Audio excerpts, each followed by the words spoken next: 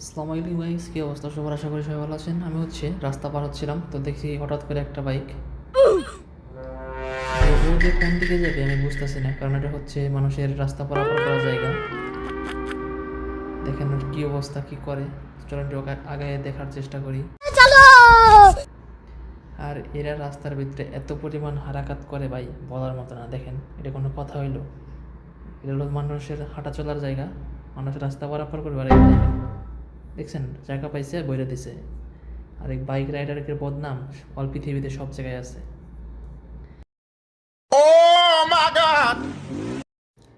মানে রাস্তা দিয়ে যে মানুষ যাইতেছে, এদের কোনো জ্ঞান নাই।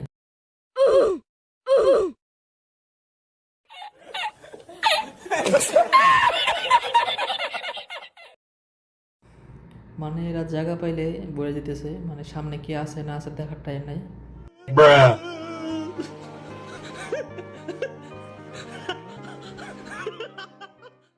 ও তো দেখেন গায়ের ওপর দিয়ে ওর মিশন সাকসেসফুল করে চলে যাচ্ছে।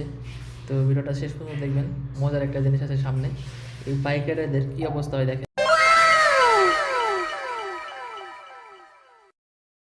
মনে আছে আমাদের সামনে দিয়ে যে বাইকগুলো আসতেছিল, গায়ের উপর দিয়ে উঠাই দিতেছিল, দেখেন অবস্থা। তো সে তাড়াহুড়ো করে এসে এখানে এসে দেখেন অ্যাক্সিডেন্ট করে রাস্তায় শুয়ে আছে। তো কী দরকার ছিল এত তাড়াহুড়ো করে আসার? আর এখন তোর অ্যাক্সিডেন্ট করার, এখন তো তুই হসপিটালে যেয়ে শুয়ে থাকতে হবে, তুই 1 মিনিট পরে যা।